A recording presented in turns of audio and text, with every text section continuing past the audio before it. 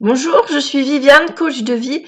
Je réalise des vidéos pour, entre autres, aider les personnes considérées comme schizophrènes, schizoïdes, schizoaffectives, bipolaires, dépressives et pour leur entourage, pour les sensibiliser au fait que les neuroleptiques sont des drogues. Je n'ai pas peur des mots. On est des centaines à témoigner sur ce sujet. Les critiques ne me font pas peur. Elles ne font que me renforcer. Alors voilà, aujourd'hui, donc je vais vous parler de la biochimie de la dopamine et de l'aripiprazole. Je suis allée jusqu'en licence de biochimie, donc ça me parle et ça me passionne. Je vous ai fait des petits schémas que je vais vous montrer tout à l'heure. En 2010, j'ai fait une crise de paranoïa. On m'a tout d'abord donné de la risperidone pendant 2 ans, ce qui m'a transformée en obèse. C'est curieux d'ailleurs d'appeler ça un effet secondaire. Vu comment ça se voit, je dirais plutôt que c'est un effet primaire. Et puis ensuite, on m'a donné de l'aripiprazole, qui est un autre neuroleptique. Donc ça fait 6 ans et demi à peu près que je le prends. Et que j'ai commencé mon sevrage il y a 2 ans et demi. La dopamine, c'est un neurotransmetteur qui intervient dans la prise de décision, la prise de risque. Elle joue un rôle important dans la motivation, le fait de manger équilibré, dans la recherche du plaisir. Elle influe sur le comportement, la cognition, les fonctions motrices, le sommeil, la mémorisation. Elle est donc multicarte au niveau de son activité dans l'ensemble du corps. Elle est complexe. Voilà, donc premier schéma que je vous ai fait, c'est celui-ci, donc pour illustrer le mécanisme d'action des neuroleptiques.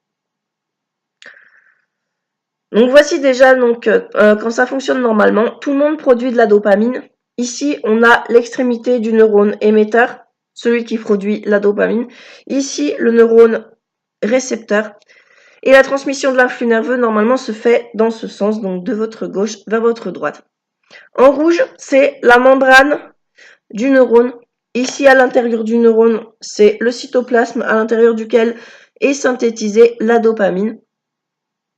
Dans l'épaisseur de la membrane, on trouve, ce que j'ai représenté en vert ici, des canaux ioniques qui vont capter les molécules de dopamine de l'intérieur du cytoplasme et les faire passer dans l'espace synaptique. Je reprends ma feuille. L'espace synaptique qui est ici. Ensuite, ça va être capté par les récepteurs GABA que j'ai représenté ici en vert dans l'épaisseur de la membrane du neurone récepteur. Et ces récepteurs GABA vont faire passer la dopamine à l'intérieur du neurone. Donc, comme ça, il y a donc une transmission d'influx nerveux par voie biochimique. Là, c'était lorsque tout fonctionne bien. Deuxième schéma, c'est ce qui se passe par exemple quand on fait une crise de paranoïa. On fabrique trop de dopamine ici dans l'espace synaptique. Et le neurone récepteur ici il ne comprend plus ce qui se passe, donc ça disjoncte. La solution, entre guillemets, c'est de dire qu'il faut mettre un écran ici dans l'espace synaptique pour stopper cette hyperproduction de dopamine, de neurotransmetteurs. C'est l'action du neuroleptique, l'aripiprazole, donc que j'ai représenté ici en noir.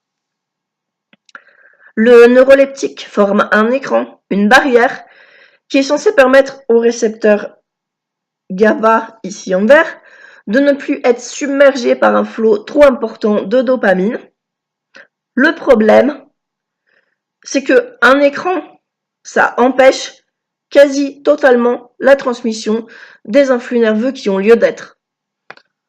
Ça semble donc évident que cela entraîne un état que j'ai vécu, un état ramolli, abruti par le traitement, tout comme les patients que j'ai côtoyés, connus à l'époque où j'étais en centre de jour à l'hôpital de jour.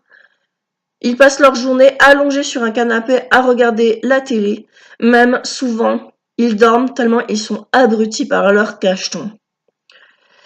Et moi, ça me fait mal de les savoir dans cet état.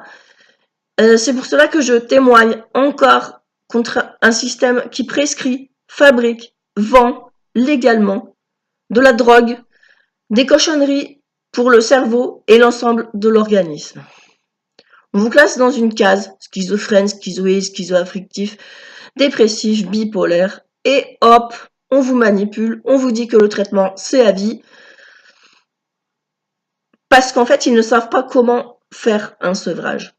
Pourtant c'est possible, je suis passée par là, je vais beaucoup mieux. Alors s'il vous plaît, ne faites pas comme moi, ne rentrez pas dans le système aussi longtemps que je l'ai fait. Ils cherchent à nous faire peur, mais restons conscients, restons forts. Moi, je suis convaincue que chacun a la capacité de s'en sortir. Voilà, cette vidéo est terminée. Si elle vous a plu, vous cliquez ici pour vous abonner et pour la partager. Je vous remercie et je vous dis à bientôt.